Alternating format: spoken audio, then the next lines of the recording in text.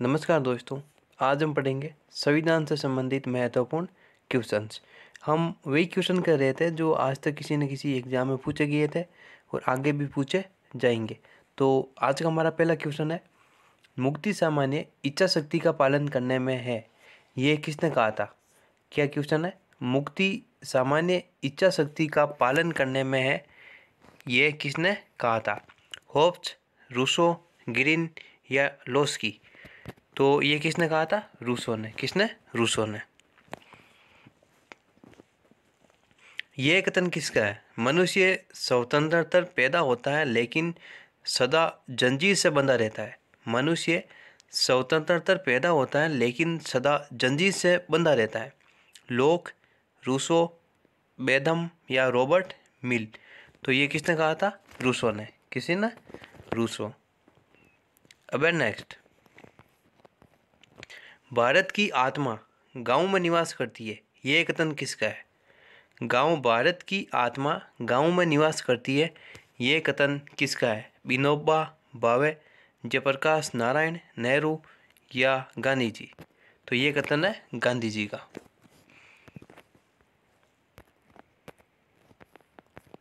निम्न में से किस भाषा को केंद्रीय सरकार द्वारा जस्ट भाषा मतलब क्लासिकल भाषा का दर्जा दिया गया? निम्न में से कौन सी भाषा को क्लासिकल भाषा का दर्जा दिया गया? गुजराती, तमिल, मराठी या मलयालम? तो कौन सी भाषा को दर्जा दिया गया था? तमिल। किसको? तमिल भाषा को क्लासिकल भाषा का दर्जा दिया गया था। नेक्स्ट है, शक्ति के विकेंद्रीकरण को गांधी जी के समर्थन का क्या कारण था? शक्ति के विकेंद्रीकरण को गांधी जी के समर्थन का क्या कारण था? विकेंद्रीकरण लोकतंत्र में लोगों की अधिक भागीदारी सुनिश्चित करता है। भारत में अतीत में शक्ति का विकेंद्रीकरण था। देश के आर्थिक विकास के लिए विकेंद्रीकरण अनिवार्य था, या विकेंद्रीकरण सांप्रदायिकता को रोक सकता है? तो इसके अंदर हो जाएगा ऑप्शन नंबर ए, कि विकेंद्रीकरण लोकतंत्र में लोगों की अधिक भागीदारी सुनिश्चित करता है। Option number A.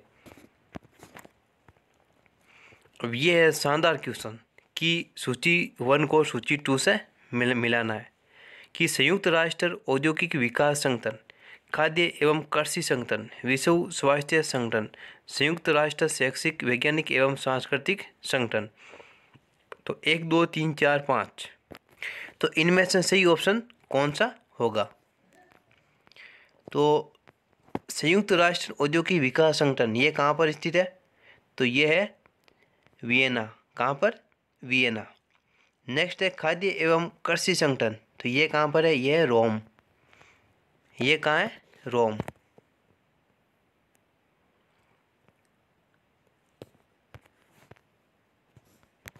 नेक्स्ट है संयुक्त राष्ट्र शैक्षिक, तो विश्व स्वास्थ्य संगठन कहाँ पर है? नहीं, संयुक्त राष्ट्र औद्योगिक विकास संगठन है वियना। कहाँ पर? वियना। और खाद्य एवं कृषि संगठन ये कहाँ पर है? ये रोम। विश्व स्वास्थ्य संगठन जेनेवा और संयुक्त राष्ट्र पेरिस। इसके 3 नंबर बर्न है वो किसी के अंदर नहीं आएगा। तो कौन सा ऑप्शन आ जाएगा इसके अंदर? आ जाएगा 5 4 1 2, option number D.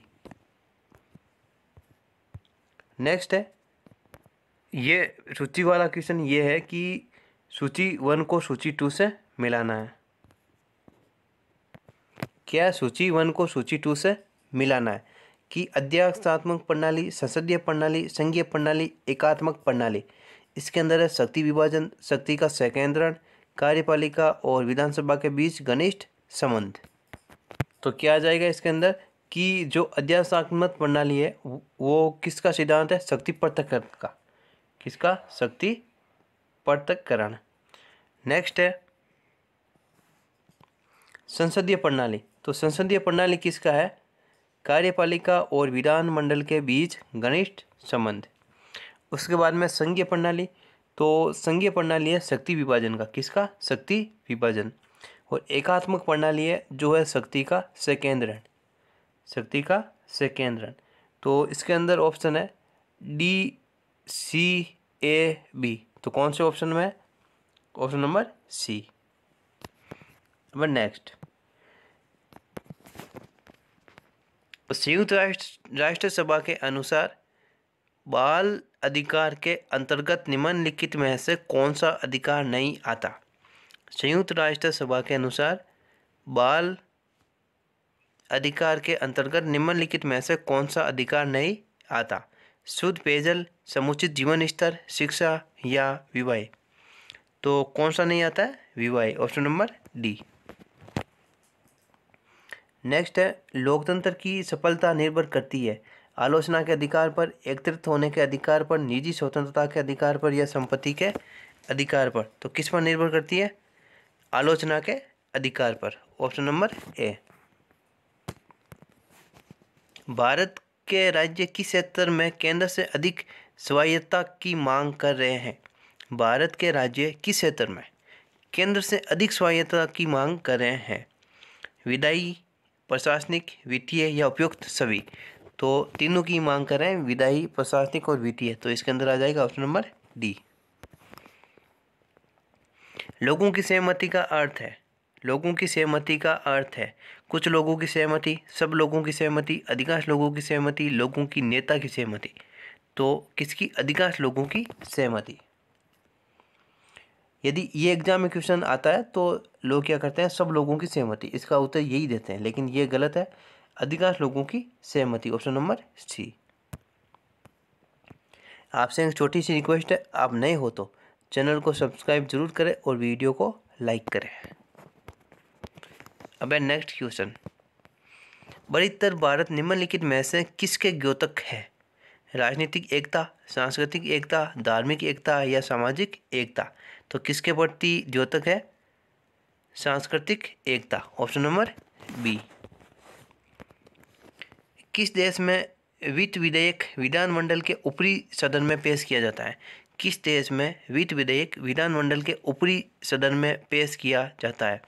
Australia, France, Japan या जर्मनी? तो कहाँ पर पेश किया जाता है? जर्मनी। निम्नलिखित में से बहुल कार्यपालिका का उदाहरण है? USA, UK, Bharat, Switzerland? बहुल कार्यपालिका का उदाहरण है क्या? Switzerland, option number D. निम्न में से किस अमेरिकी राष्ट्रपति ने कूटनीतिक संबंध सुदृढ़ करने के लिए 1972 में चीन का दौरा किया था? Richard Nixon, George Bush senior, D Eisenhower या JF कैनेडी? तो किसने किया था? Richard Nixon, option number A. निम्नलिखित में से कौन सी केंद्रीकरणवादी सरकार की विशेषता नहीं है? निम्नलिखित में से कौन सी केंद्रीकरण सरकार की विशेषता नहीं है? आश्रित राज्य यूनिट, न्यायिक समीक्षा, एकल सरकार या लचीला संविधान?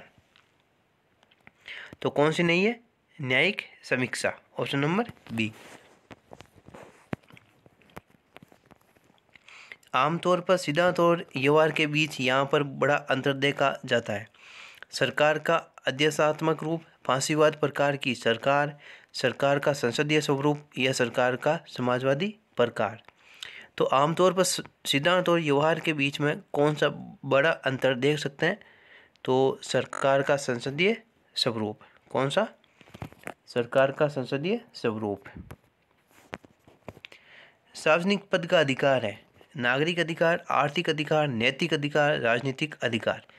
सार्वजनिक पद का अधिकार है, तो क्या अधिकार है? राजनीतिक अधिकार।